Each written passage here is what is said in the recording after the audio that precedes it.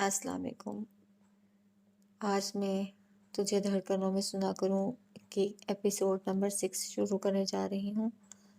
अगर आपने मेरा चैनल अभी तक सब्सक्राइब नहीं किया तो प्लीज़ मेरा चैनल सब्सक्राइब कर दें, वीडियो को लाइक कर दें, शेयर कर दें, कमेंट कर दें।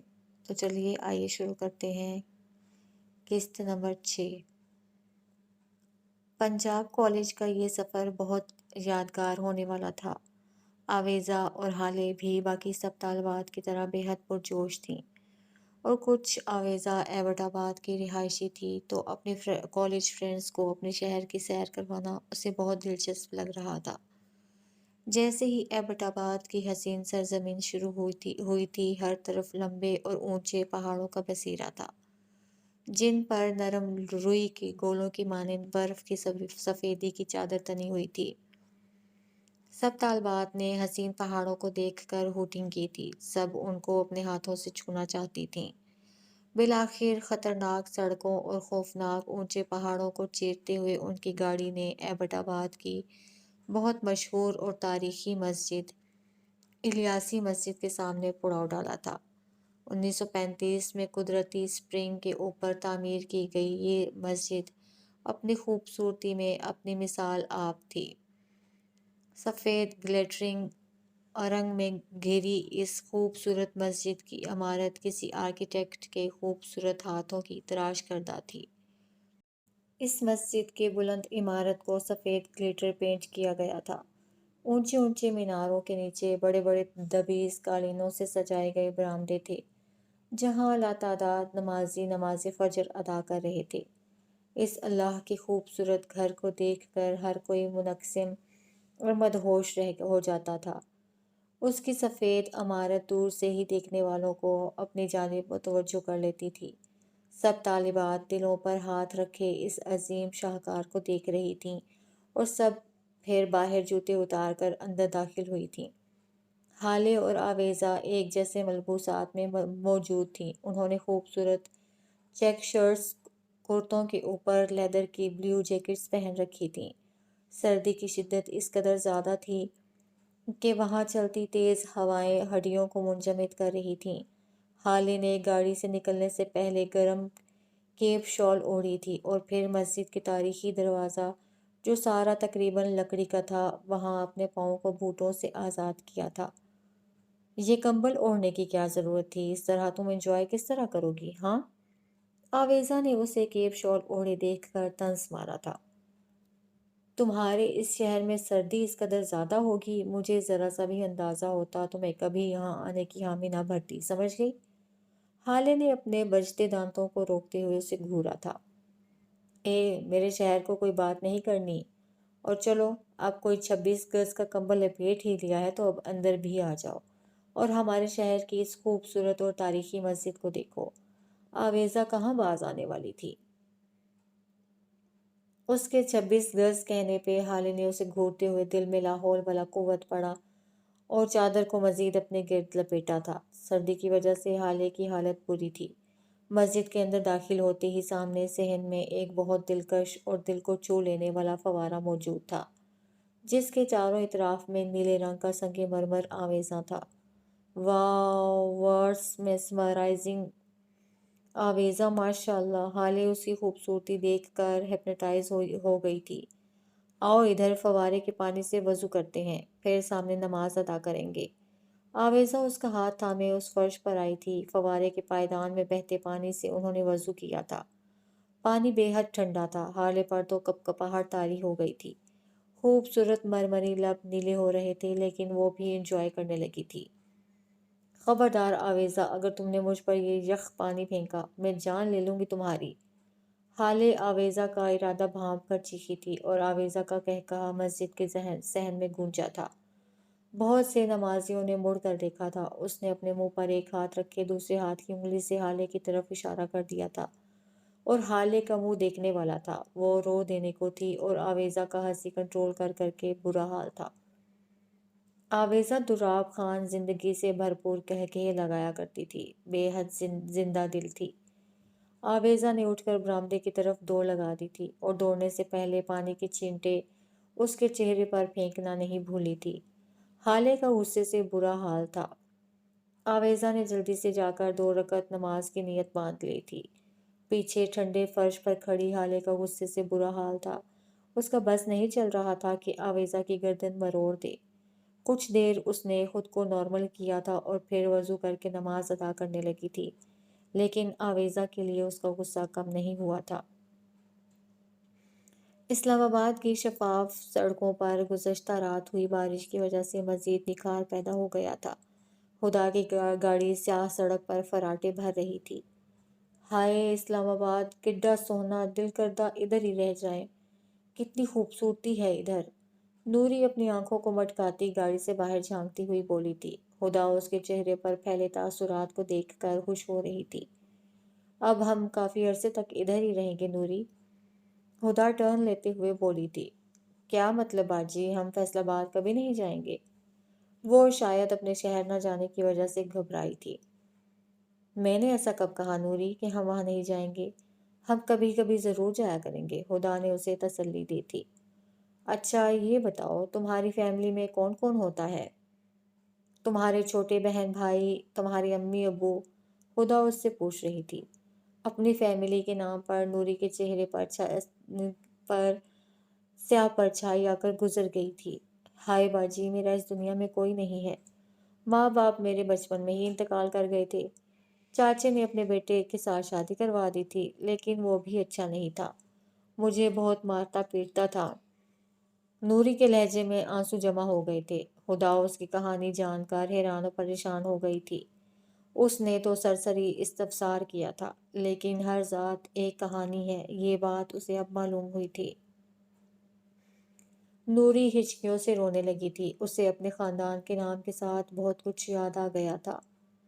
او میری ملتانی پیاری لڑکی، کیوں رو رہی ہو؟ میں ہوں نا تمہارے ساتھ، تمہاری دوست، تمہاری بہن۔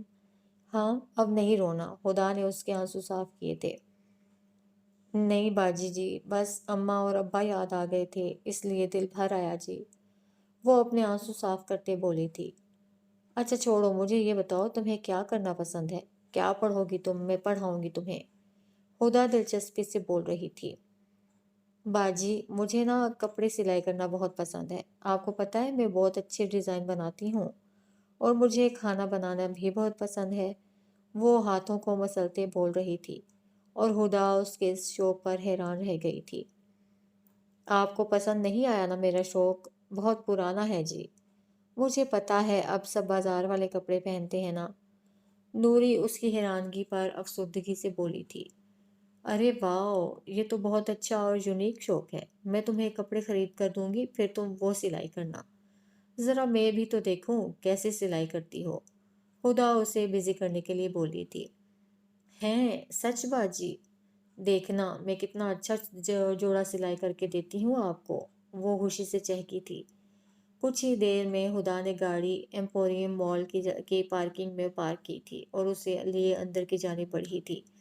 وہاں پھیلی خوشبو سے اس کا دل دھڑکا تھا، اسے لگا جیسے فارس یہیں کہیں موجود ہو، کہیں بہت پاس۔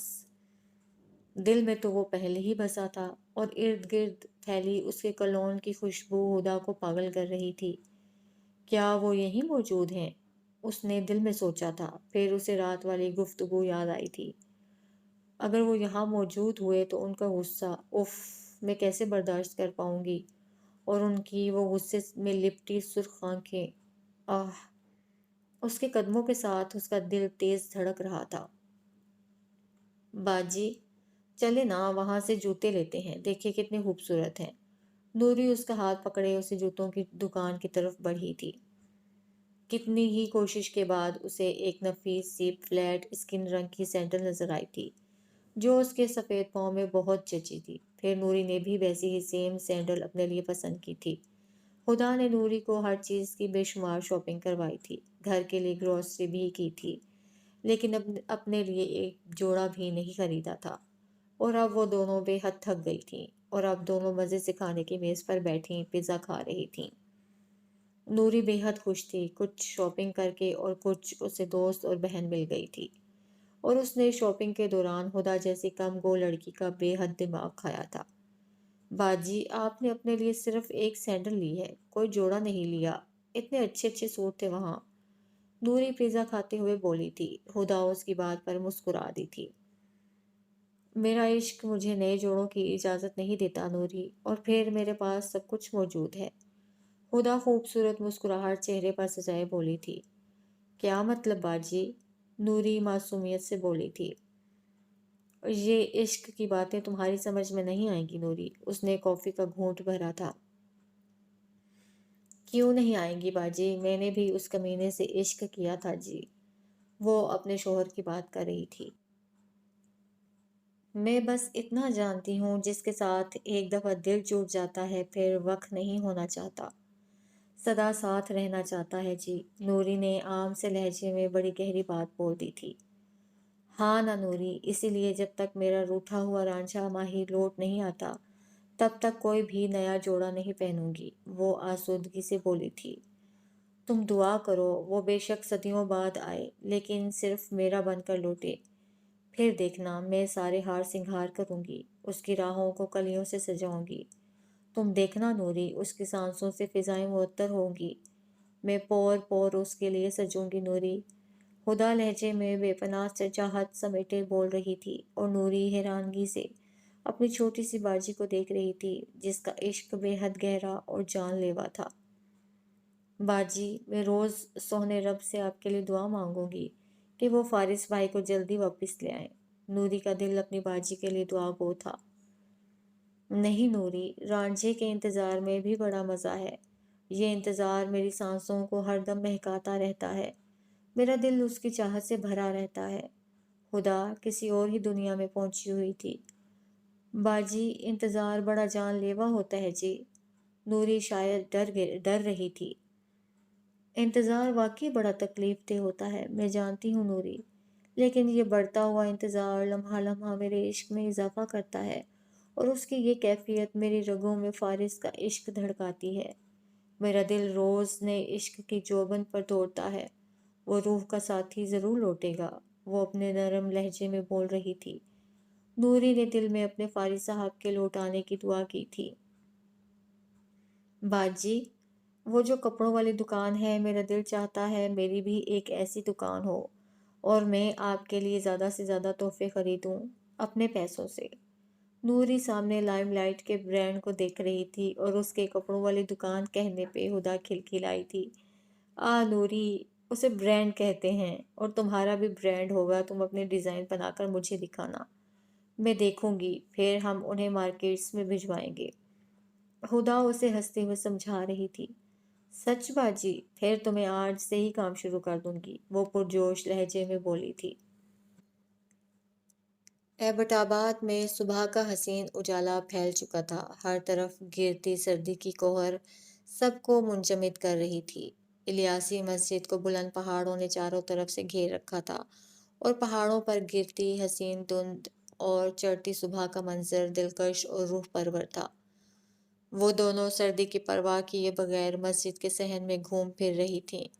मस्जिद के सहन से निकलते मरकजी हॉल की तरफ बिल्कुल सामने एक कुदरती चश्मा बहता है, जिसका पानी बेहद ठंडा और मीठा है। हाले और आवेजा उस कुदरती चश्मे को बहते देखकर मशहूर हो गई थीं। इन दोनों ने खुद को ठंडे और मीठे पानी से सैराब किया था। फिर वो अंदर की जानिब कुरआन रूम में दाखिल हो गई थी। उस कमरे के फर्श पर दबीज सब्ज रंग का कालीन बिछाया गया था। कद आवर दीवारों पर ऊपर की जानिब चारों तरफ प्योर सोने की तार में बरकी कुमकुमे लगाए गए थे, और उनसे निकलती चमकती रोशनियां सबकी तवज्जो का मरकज थीं। हाले हाथ बढ़ाकर उन बत्तियों को छूना चाहती थी, लेकिन बहुत ऊंचाई की वजह से वो उन्हें हाथ नहीं लगा पाई थी। कद आवर दीवारों पे सफ़ेद मरमरी टाइल्स लगी हुई थीं, और इन दीवारों पर कुरान पाक की आयत को बहुत खूबसूरती से लिखा गया था, और दीवारों में नस्ब शीशे की अलमारियों में कुरान पाक रखे गए थे। हाले और आवेजा ने शीशे की बनी मजबूत शेल्फ से सूरह यासीन निकाल कर इस पाक कलाम की तिलावत की थी। इसके बाद सब स्टूडेंट्स को मस्जिद के पास पहाड़ों पर बने छोटे होटल्स में बुलाया गया था। वहां पर लोहे की बड़ी बड़ी चारपाइयां बिछाई गई थीं, और हर तरफ फैली ठिठुरती सर्दी हड्डियों को मुंजमद कर रही थी। الیاسی مسجد کے پاس بنے ہوٹلز کی لذیذ مچھلی اور پکوڑے بہت مشہور تھے۔ حالے اور آویزا نے مزے سے پیٹ بھر کر مچھلی اور پکوڑوں پر ہاتھ صاف کیے تھے۔ اب بس کر دو آویزا، چلو سب بس کی طرف جا رہے ہیں، چلو ہوٹل چلتے ہیں، میں بہت تھک چکی ہوں اب۔ حالے نے اسے مزید پکوڑوں کا آرڈر دیتے دیکھ کر گھرکا تھا۔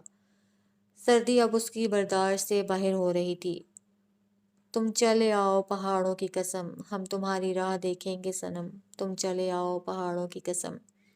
آویزا نے حالے کے گھورنے کے انداز کو بڑی صفائی سے اگنور کیا تھا اور مزے سے اس لوہے کی بنی چارپائی پر بیٹھی اونچی آواز میں لپک لپک کر گانا گنگنا رہی تھی۔ آویزا کی بچی، اٹھ جاؤ، پہلے ہی یہ سردی میری آدھی جان نکال چکی ہے، باقی رہی صحیح کسر تمہارا یہ پھٹے ڈھول والا گلا نکال دے گا، اٹھ جاؤ جلدی۔ حالے نے اس کا گانا گنگنانے پر طنز مارا تھا اور اپنے سردی سے کپ کپاتے ہونٹوں پر ہاتھ رکھے تھے اور پھر ہاتھوں کو آپس میں رگڑا تھا۔ حالے نے لمبے سیاہ سلکی بالوں کا جوڑا بنایا تھا جو تیز ہوا کی وجہ سے اسے بہت ڈسٹرب کر رہے تھے، اور آویزا کے سر سے گرم کیپ اتار کر خود پہنی تھی۔ استغفر اللہ بولو پہلے، بولو آویزا دراب خان، تمہاری آواز بہت سریلی ہے اور تم بہت اچھا گانا گاتی ہو، ورنہ اس سے پہلے میں نہیں اٹھ سکتی، سمجھ گئی حالے نور؟ آویزا بھی سواج سیر تھی، مزے سے پکوڑوں پر ہاتھ صاف کرتے گنگنا رہی تھی۔ استغفر اللہ، میں تمہاری اس پھٹے ڈھول والی آواز پر ضرور بول سکتی ہوں، اور تم یہ پکوڑے ٹھونستی رہو یہاں بیٹھ کر، میں تو جا رہی ہوں، حالے نے ناک سکوڑتے ہوئے کہا تھا اور بس کی طرف بڑھ رہی تھی۔ پیچھے بیٹھی آویزا نے اسے گھورتے ہوئے کہا تھا اور اونچی آواز میں بولی تھی، میرے پیارے اللہ جی، ویسے میرے لیے آپ کو یہی کالی آنکھوں والی چڑیل ہی ملی تھی جس کے منہ میں تلوار سے زیادہ لمبی اور تیز زبان ہے؟ آویزا نے پیچھے سے اونچی آواز میں ہانک لگائی تھی، جو حالے کی حسین آنکھوں کو کالی آنکھیں بول رہی تھی، اور اس کی آواز حالے کے کانوں تک بخوبی پہنچی تھی۔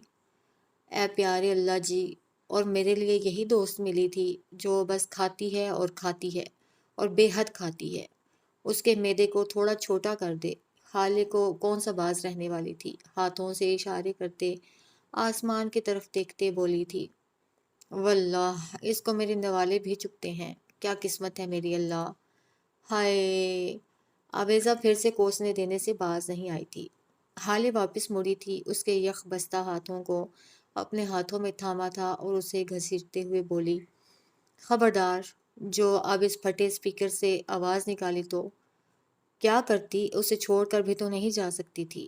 آویزا شرارت سے کھلکھلائی تھی، جانتی تھی اور اسی بات کا فائدہ اٹھاتی تھی کہ حالے کبھی اسے ان پہاڑوں میں چھوڑ کر نہیں جائے گی۔ آویزا نے کھلکھلاتے ہوئے فرسٹ ایئر کی لڑکیوں کو دیکھتے ہوئے سیٹی بجائی تھی اور دائیں آنکھ دبائی تھی، سب ان کی دوستی پر رشک کر رہی تھیں۔ تیرے آنے کی خبر نہ آ سکی، یاد تیری دل سے بھی نہ جا سکی، ہو گئے پاگل تیری یادوں میں ہم، تم چلے آؤ پہاڑوں کی قسم، تم چلے آؤ پہاڑوں کی قسم۔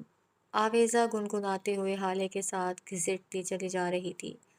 حالے کے چہرے پر مسکراہٹ ابھری تھی۔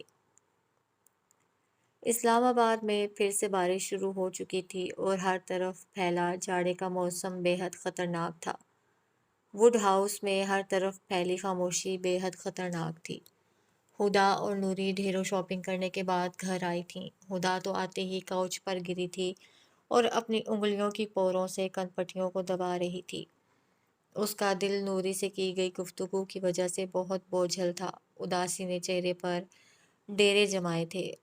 نوری، تھوڑا آرام کر کے سارا سامان سمیٹ لینا، پھر شام کو ملتے ہیں، میں کچھ دیر آرام کروں گی، تم بھی آرام کر لو، شاباش، ہدا کہتے ہوئے اپنے کمرے کی جانب بڑھی تھی۔ پیچھے نوری بھی سامان سمیٹ کر اپنے کمرے کی جانب بڑھ گئی تھی۔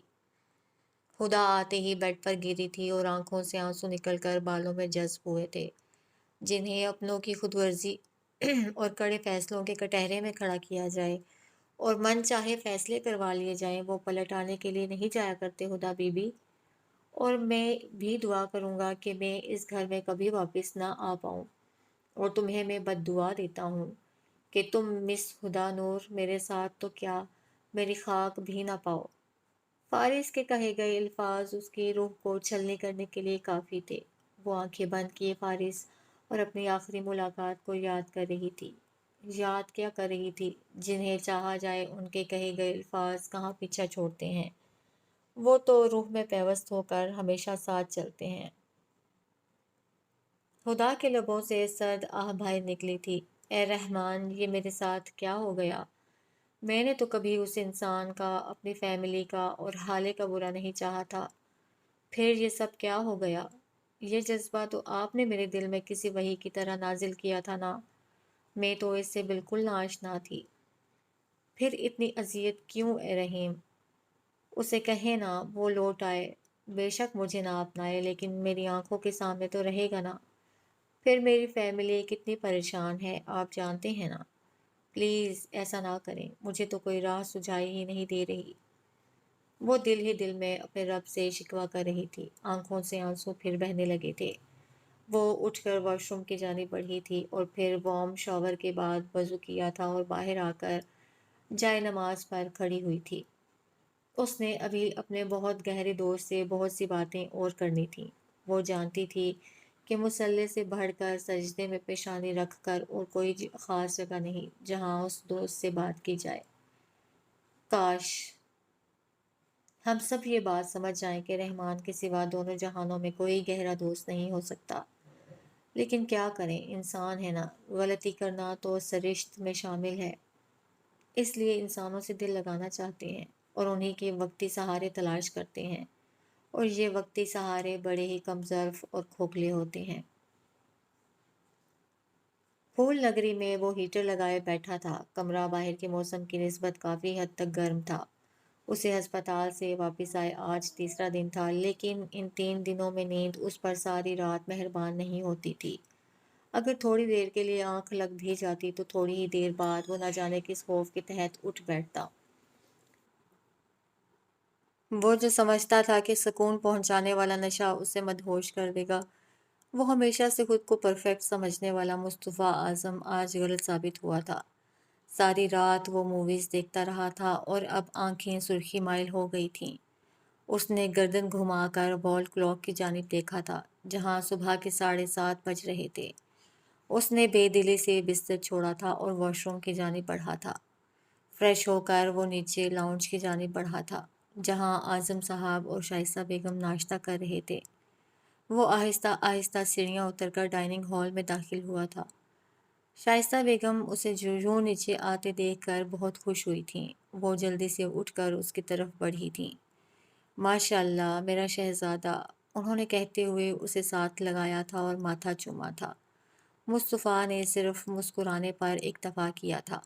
آؤ بیٹا، وہ اسے احتیاط سے ڈائننگ ٹیبل پر لائی تھیں۔ اس نے اعظم صاحب کو سلام کیا تھا، جس کے جواب میں انہوں نے صرف سر ہلانے پر اکتفا کیا تھا۔ ہاں، مصطفیٰ کے چہرے پر پھیلی حد سے زیادہ سنجیدگی ان سے مخفی نہیں رہی تھی۔ اب بتاؤ بیٹا، آپ کی طبیعت کیسی ہے؟ بازو میں درد تو نہیں ہے اب؟ شائستہ بیگم اس کے سامنے ناشتہ رکھتے ہوئے اس سے پوچھ رہی تھیں۔ جی ماما، میں ٹھیک ہوں، اب درد بھی نہیں ہے، روزانہ کے مساج کی وجہ سے درد میں آرام ہے، وہ آہستگی سے بولا تھا اور جوس کا گلاس لبوں سے لگایا تھا۔ شائستہ بیگم نے اسے غور سے دیکھا تھا۔ اور یہ تمہاری آنکھیں اس قدر سرخی مائل کیوں ہیں مصطفیٰ بیٹے؟ کیا ٹھیک سے سوئے نہیں؟ وہ اس کی گرے آنکھوں میں پھیلی سرخی اور سوجھے ہوئے پپوٹے دیکھ کر پوچھ رہی تھیں۔ مصطفیٰ نے اپنے ہاتھوں سے آنکھوں کو جلدی سے مسلا تھا۔ کچھ نہیں ماما، بس رات کو بازو میں درد تھا جس کی وجہ سے نیند صحیح سے نہیں آ سکی، بس اس لیے، وہ سنجیدہ چہرہ لیے بولا تھا۔ شائستہ بیگم نے فکر مندی سے دیکھتے ہوئے سر ہلایا تھا۔ ڈائننگ ہال میں ایک بار پھر سے خاموشی چھا گئی تھی۔ بابا، مجھے ایک ضروری بات کرنی ہے آپ سے۔ کچھ دیر بعد مصطفیٰ نے ہی اس جامد خاموشی کو توڑا تھا جو تھوڑی دیر پہلے چھائی تھی۔ اعظم صاحب نے اسے خشمگین نگاہوں سے دیکھا تھا اور پھر جیسے آنکھوں میں پوچھا تھا کہ کیا ضروری بات ہے؟ بابا، میں ٹھیک ہونے کے بعد جلد آفس جوائن کرنا چاہوں گا، اور وہ بولتے بولتے رک گیا تھا۔ اور आज़म साहब ने आखिरकार पहला लफ्ज़ बोला था। और बाबा, मैं हाले से शादी के लिए तैयार हूँ, एंड आई स्वेयर कि मैं उसका पूरा ख्याल रखूँगा और उसे मेरी तरफ से कोई शिकायत नहीं होगी। वो डरते डरते बोला था, जबकि उसकी बात पर वहाँ मौजूद बाकी दोनों नफूस को जैसे सांप सूंघ गया था। शाइस्ता बेगम ने आज़म साहब की तरफ देखा था, जैसे उनकी नज़रें पड़ना चाह रही हों, जबकि मुस्तफ़ा खामोशी से नाश्ता कर रहा था, जैसे कोई बात उसने की ही ना हो। आज़म साहब चंद लम्हे उसे घूरते रहे थे, जैसे आंखों के ज़रिए उसके अंदर की बात जानना चाह रहे हों, उसके दिल में छुपे भेदों को परखना चाह रहे थे, लेकिन यहाँ वो गलत साबित हुए थे। जबकि शाइस्ता बेगम सोच रही थीं कि अब कौन सा तूफ़ान उनकी ज़िंदगी में बर्पा होने वाला है। हम्म आज़म साहब ने कुछ देर बाद हुंकारा भरा था। ठीक है, मुझे मंजूर है, लेकिन मेरी एक शर्त है। वो कुछ देर बाद गोया हुए थे। जी कहिए, मैं सुन रहा हूँ। क्या शहाना अंदाज था। वो डाइनिंग हॉल से लॉन की जानिब मौजूद वॉल ग्लास से बाहर देखता बोला था। तुम्हें बिजनेस पाकिस्तान में शुरू करना होगा, और हाँ, जितनी जल्दी तुम वहाँ इस्टेब्लिश हो जाओगे, आई प्रॉमिस मैं तुम्हारी शादी हाले से करवा दूंगा। वो बोले थे। मुस्तफ़ा की पलकें उनकी बात पर फैली थीं। उसने कुछ देर उनकी आंखों में झांका था और फिर से नज़रें बाहर की जानिब मरकूज कर ली थीं, जहाँ आज शायद सूरज मुंह दिखाई के चक्कर में नज़र आ रहा था। मुझे आपका फ़ैसला मंजूर है बाबा। मैं बाजू को दूसरी बार टेस्ट करवाने के बाद पाकिस्तान रवाना हो जाऊंगा। वो कहते हुए वहाँ से खड़ा हुआ था और बाहर लॉन की तरफ बढ़ रहा था। मुलाजिम को उसने वहीं चाय लाने को बोला था। आज़म साहब जानते थे कि बेटा पाकिस्तान से बहुत खार खाता है, फिर भी वो उसे वहीं देखना चाहते थे। आज फिर चांद की पेशानी से उठता है धुआं, आज फिर महकी हुई रात में जलना होगा। आज फिर सीने में उलझी हुई वजनी सांस फट के बस टूट ही जाएंगी, बिखर जाएंगी। आज फिर जागते गुजरेगी तेरी तेरे ख्वाब में रात। सुबह का नूर फैल चुका था और आज तो इस्लामाबाद में तितलियां रक्स कर रही थीं, ठंडी खुशगवार हवाएं महक रही थीं। आज शायद कोई लौट के आ रहा था। हुदा अपने कमरे में सो रही थी और नूरी किचन में नाश्ता कर रही थी। फारिस जहांगीर बाहर मुलाजमों से मिलता हुआ नाश्ते की दिल फरेब खुशबू पाते किचन की जानिब आया था। जी, तो मेरी बहन क्या बन रहा है नाश्ते में? वो अपने रोबदार लहजे में बोला था, जबकि नूरी के हाथ से पराठा सेंकते चिमटा गिर गया था। नूरी ने जल्दी से मुड़कर देखा था। साहब जी आप? वो हैरानगी से गोया हुई थी। आप कब आए? वो दोनों हाथ मुंह पर रखे हैरानगी से उसे देख रही थी। फारिस उसके मुंह के असरात देखते हुए ना चाहते हुए भी मुस्कुरा दिया था। शुक्र है फारिस साहब, आप आ गए जी। मुझे तो यकीन ही नहीं आ रहा। मैं बाजी, मेरा मतलब है हुदा बाजी को बताती हूँ। वो फरते जज्बात से बोल रही थी और किचन से बाहर की जानिब भरने लगी थी, जब फारिस ने पीछे से पुकारा था। रुको नूरी, वापस आओ। तुम्हारी बाजी इतनी जल्दी उठने की आदी नहीं है। तुम ऐसा करो, मेरा नाश्ता तैयार करके लाउंज में लगाओ, मैं फ्रेश होके आता हूँ। वो उसे देखते हुए बोला था। जी लेकिन हुदा बाजी, वो फिर से बोली थी। मैंने क्या कहा है नूरी? मेरा नाश्ता तैयार करो, फिर बेशक उठाती रहना अपनी बाजी को। वो थोड़ा सख्त लहजे में बोला था। जी फारिस साहब, मैं अभी बनाती हूँ। वो जल्दी से दुपट्टा ठीक करते बर्नर की तरफ आई थी। हुदा, जो इतने दिनों से उसे कॉन्फिडेंट कर रही थी, फारिस की सख्ती देखकर वो हवा होता नजर आ रहा था। फारिस अपने फ़ोन पे कुछ चेक करते वहाँ से निकला था, जबकि नूरी तेज़ हाथ चलाती उसके लिए लच्छेदार पराठे बनाने लगी थी। कुछ ही देर में नूरी ने नाश्ता लाउंज में लगा दिया था और फारिस भी फ्रेश होके आ गया था और नाश्ता करने लगा था। वैसे साहब जी, बहुत अच्छा किया जो आप लौट आए। हुदा बाजी बहुत खुश होंगी, देखना जी आप। नूरी बोलने से बाज नहीं आई थी। तुम्हारी हुदा बाजी का दिमाग अपने ठिकाने पर नहीं है, बस उसे ही दुरुस्त करने आया हूँ। वो मुंह में बुड़बुड़ाया था। नूरी अपने काम में मसरूफ हो गई थी। दूसरी तरफ हुदा को हल्का हल्का बुखार महसूस हो रहा था। उसका दिल न जाने क्यों मामूल से तेज धड़क रहा था। कितनी ही देर वो कसलमंदी से बिस्तर पर पड़ी रही थी और फिर हिम्मत मुजतमा करने के बाद उठी थी। घड़ी सुबह के 11 बजा रही थी اس نے فریش ہو کر میرون اسٹائلش سے شال اپنے کندھوں پر ڈالی تھی۔ سستی اور حرارت کی وجہ سے اس نے کپڑے تبدیل کرنے کی ضرورت محسوس نہ کی تھی۔ رات کے پہنے ہوئے کھلے پوائنچوں والے ٹراؤزرز کے اوپر گھٹنوں سے تھوڑی اوپر آتی بیبی پنک شرٹ میں ملبوس ہی نیچے کی طرف آئی تھی۔ شانوں پر گولڈن بال بکھرے تھے اور چند لٹیں چہرے کو بوسہ دے رہی تھیں۔ ابھی اس کے قدم آخری تیسری سیڑھی پر ہی تھے کہ اس کی سانسیں اوپر کی اوپر اور نیچے کی نیچے رہ گئیں۔ وہ بغیر پلکیں جھپکائے آنکھیں سکیڑتے یکٹک اسے دیکھ رہی تھی۔ چند منٹ لگے تھے اسے یہ سمجھنے میں کہ وہ جاگتی آنکھوں سے خواب دیکھ رہی ہے یا وہ سچ میں یہاں فارم ہاؤس میں موجود ہے۔ پھر پورے لاؤنج میں پھیلی اس کے کلون کی خوشبو اور اس کی موجودگی اس کا خواب نہیں تھا۔ تمہیں میں بد دعا دیتا ہوں کہ تم مس ہدا نور میرے ساتھ تو کیا میری خاک بھی نہ پاؤ۔ فارس کے الفاظ ہدا کے ارد گرد گھومے تھے۔ پھر اس نے خود کو کمپوز کیا تھا اور آگے بڑھی تھی۔ فارس اسے دیکھ چکا تھا لیکن پھر اسے مکمل طور پر نظر انداز کر گیا تھا اور ہدا کو اپنی اگنورنس بہت کھلی تھی۔ وہ تو سلگ ہی اٹھی تھی۔ اتنا ایٹیٹیوڈ، نہ کوئی سلام نہ کوئی دعا، وہ دل میں بڑبڑائی تھی۔ وہ بھی پھر اسے بری طرح اگنور کرتی کچن کی طرف بڑھ گئی تھی۔ دل نے لاکھ شور مچایا تھا۔ اگلی صبح ہوٹل میں ریڈی ہونے کے بعد ان کے ٹور نے سجیکوٹ واٹر فال لیک کا رخ کیا تھا۔ ان کا اگلا رخ اس قدرتی نیلے پانی والی جھیل کی طرف تھا جسے دیکھنے کے لیے سیاح دور دور سے آیا کرتے تھے۔ ارد گرد پھیلے روح پرور سبزے اور بلند پہاڑوں نے ان کی طبیعت پر بہت حسین اثر ڈالا تھا۔ وہ دونوں چہکتے ہوئے بس سے اتری تھیں۔ چونکہ سجیکوٹ واٹر فال لیک بلند پہاڑوں کے درمیان تھی اور سامنے کے پہاڑوں سے اترتا سفید شفاف پانی کا چشمہ بے حد خوبصورت تھا۔ ان دونوں نے شارٹ شرٹس کے ساتھ بلیو جینز پہن رکھی تھیں۔ شدید سردی سے بچنے کے لیے اوپر سے لانگ کوٹ پہنے وہ بہت خوبصورت لگ رہی تھی۔ سلکی بال کندھوں پر جھول رہے تھے اور سر پر گرم اونی ٹوپیاں زیب تن کیے ہاتھوں میں پانی کی بوتلیں تھامے وہ بہت حسین دکھ رہی تھیں۔ وہاں سب لڑکیاں اپنے اساتذہ کی ہدایت پر پہاڑ سے نیچے کی جانب بڑھ رہی تھیں، جبکہ ہالے اور آویزا اپنے ان حسین لمحات کو موبائل کے کیمرے میں مقید کر رہی تھیں۔ ان پتھریلی اور کھردری روش پر چلنا تھوڑا مشکل تھا لیکن لانگ شوز ہونے کی وجہ سے ان کے لیے چلنا تھوڑا آسان تھا۔ وہ سب آرام دہ چھوٹے چھوٹے قدم اٹھاتی پہاڑوں سے نیچے کی جانب سفر کر رہی تھیں۔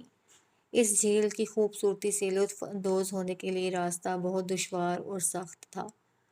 اس حسین اور قدرتی پانی چھلکاتی جھیل تک پہنچنے میں بس تھوڑا سا ہی فاصلہ رہ گیا تھا۔ ہر طرف چلتی یہ دلکش ٹھنڈی ہوائیں روح میں اتر رہی تھیں لیکن وہاں پرواہ کسی تھی۔ سب اس حسین ٹور کو انجوائے کر رہے تھے۔ یہ ایک انتہائی خوبصورت جھیل ہے جس پر ملکہ پربت اور بہت سے پہاڑوں کا عکس پڑتا ہے۔ بہت سے پہاڑوں سے 200 فٹ کی بلندی سے بہت سی آبشاریں اس جھیل میں گرتی ہیں۔ 200 فٹ کی بلندی سے 3 آبشاریں بہتی ہیں جن تک پہنچنے کے لیے سیاحوں کو پیدل مشکل ترین سفر کا سامنا ہوتا ہے۔ خوبصورت دلفریب آبشار والی جھیل کے اطراف میں سرسبز و شاداب جنگلات اور مختلف پھلوں سے لدے باغات ہیں۔ بلند پہاڑوں سے طلوع ہونے والے سورج کی کرنوں سے آبشار کے جھرنوں سے شفق کے کئی رنگ طلوع ہوتے ہیں جو دیکھنے والے کی آنکھ میں ہمیشہ کے لیے گم ہو جاتے ہیں۔ اف آویزا میں نہیں چل پا رہی، یہ یخبختہ ہوائیں میری جان نکال دیں گی، ہالے اونچی آواز میں چلائی تھی اور وہیں پتھریلی روش پر آلتی پالتی مارے بیٹھی تھی۔ آویزا جو اس کا ہاتھ تھامے چل رہی تھی پلٹی تھی۔ ہالے تھوڑا سا رہ گیا ہے، 15 منٹ لگیں گے بس، پلیز ہم پہنچنے ہی والے ہیں، دیکھو کچھ لڑکیاں تو پہنچ بھی چکی ہیں، آویزا اسے پچکارتے ہوئے بولی تھی۔ نہیں، میں ایک قدم مزید نہیں چل سکتی، تم کوئی اور راہ نکالو، ہالے اپنے پیر دباتے بولی تھی۔ پھر ایک ہی راستہ ہے، میں تمہیں اٹھا لیتی ہوں۔ واو، کتنا مزہ آئے گا، آویزا شرارتی آنکھوں سے پرجوش ہوتی بولی تھی۔ ہیں؟ کیا مطلب؟ تم مجھے کیسے اٹھاؤ گی آویزا؟ تمہارا دماغ خراب ہو گیا ہے؟ ہالے اس کی بات سے بدکتی ہوئی بولی تھی۔ اوہ ہیلو میڈم، یہاں کوئی ہیلی کاپٹر تو آنے سے رہا، ایک میرا ہی واحد کندھوں کا سہارا ہے جنہیں تم ان 10-15 منٹ کے لیے جہاز سمجھ سکتی ہو۔ ایک تو آفر کرو، اوپر سے میڈم کے نخرے تو دیکھو، ذرا آویزہ اسے آنکھیں دکھاتے ہوئے بولی تھی۔ لیکن اگر تم نے مجھے گرا دیا تو پھر؟ ہاں نہ بابا نہ، میں یہ کام نہیں کر سکتی، خالے کے لہجے میں خوف واضح تھا۔ پھر یہی بیٹھی سردی کا مقابلہ کرتی رہو، میں تو جا رہی ہوں۔ آویزہ اٹھ کھڑی ہوئی تھی۔ اچھا رکو، میرا مطلب ہے تم بیٹھو، مجھے تمہاری بات منظور ہے، ہالے ڈرتے ڈرتے بولی تھی۔ آویزہ نے قہقہا لگایا تھا، جبکہ ہالے اس سے وعدہ لے رہی تھی کہ وہ اسے نہیں گرائے گی۔ پھر باقی کا سفر ہالے نے آویزہ کے کندھوں پر بیٹھ کر کیا تھا اور دونوں کے قہقہے پھوٹے تھے، اور باقی لڑکیاں بھی ان کی ان مستیوں پر لطف اندوز ہو رہی تھیں۔ جھیل کے اطراف میں مختلف کھانوں سے لبریز ہوٹلز موجود ہیں جہاں سیاح کھانے سے لطف اندوز ہوتے ہیں، اور وہاں ایک رہائشی ہوٹل بھی موجود ہے جہاں آج ان لوگوں کا ٹھہرنے کا پلان تھا، کیونکہ اتنا مشکل سفر کر کے آنا اور پھر ایک ہی دن میں واپس جانا بے حد مشکل ہے، اس لیے وہ لوگ آج یہیں پڑاؤ ڈالنے والے تھے۔ تقریباً 3 گھنٹوں کا مشکل ترین سفر کر کے وہ لوگ اس حسین مقام تک پہنچے تھے۔ ہالے اور آویزہ کے پاؤں مسلسل پیدل چلنے سے ٹوٹ ہی گئے تھے، وہ حال سے بے حال تھیں، ان کا سانس بہت تیز چل رہا تھا۔ لیکن جھیل کی سطح پر برف کی تہیں جمی ہوئی تھیں، نیلا پانی برف کے نیچے ہی چھپ گیا تھا، لیکن نظارہ بے حد دلچسپ اور خوبصورت تھا۔ جھیل کے درمیان میں خوبصورت پتھر پڑے تھے، ہالے اور آویزہ بازو کھولے ان پتھروں پر جا کھڑی ہوئی تھیں۔ او خدا کی بنائی ہوئی حسین شاہکار، ہالے نور یوسف کو خوش آمدید کہو، میں بہت مشکل سفر طے کر کے یہاں آئی ہوں، مجھے خوش آمدید کہو، مجھے خوش آمدید کہو۔ آج بہت خوبصورت لڑکی تمہاری مہمان ہے، ہالے بلند آواز سے چیخی تھی۔ اس کی آواز بلند پہاڑوں سے سفر کرتی جنگلات کی طرف گئی تھی۔ او حسین آبشار، میری دوست کو اپنے طریقے سے خوش آمدید کہو، جیسے تم محبت کرنے والوں کو کہتی ہو۔ یہاں نوبیاہتا جوڑے رقص کرتے ہیں، ان کے پیار سے یہ جھیل مختلف رنگوں میں رقص کرتی ہے۔ اے دل فریب آبشار، میری اس حسین دوست ہالے کو دعا دو کہ وہ جسے پائے محبت دور کھڑی ان دونوں پہ رشک کرے، یہ دوبارہ یہاں آئے تو اپنے صاحب کے ساتھ آئے، تم ان کی راہوں میں کلیاں بچھانا اور ان کے پیار کو ہمیشہ کی طرح آنے والے جوڑوں کی طرح پیار اور نور سے منور کرنا۔ آویزہ ہالے کے جواب میں بلند آواز میں چیخی تھی۔ ان خوبصورت الفاظ پر ہالے کی آنکھوں سے آنسو بہہ نکلے تھے، اس نے آگے بڑھ کر اسے گلے سے لگایا تھا۔ I am so blessed you have in my life my prettiest Aveza Durab Khan, and I pray for friends. They have friend like you. But you know, lucky person is one, and I am lucky one. Yes, Hale Noor is lucky. مجھ پر اللہ کا کرم ہے کہ تم میری دوست ہو آویزہ دراب خان، اور میں دعا کرتی ہوں ہر ایک کو تمہارے جیسا دوست ملے۔ لیکن تم جانتی ہو خوش قسمت ایک ہوتا ہے، اور وہ خوش قسمت حال نور ہے جسے تم ملی ہو۔ حالے اسے گلے سے لگائے رنجیدہ آواز میں بولی تھی۔ اے پنجابن، رلائے گی کیا؟ آویزہ اس سے الگ ہوتے ہوئے مسکرائی تھی۔ لیکن تمہاری مخلص دوستی رلا دیتی ہے مجھے، حالے بولی تھی۔ اے چل آجا۔ یاد رکھنا حال نور، مخلصی دوستی کی سرشت میں شامل ہے، اگر اخلاص کو دوستی سے الگ کر دیا جائے تو دوستی لفظ مان پڑ جاتا ہے اور اپنی خوبصورتی کھو دیتا ہے۔ آویزہ اس کی سنہری آنکھوں کو دیکھتے ہوئے بولی تھی۔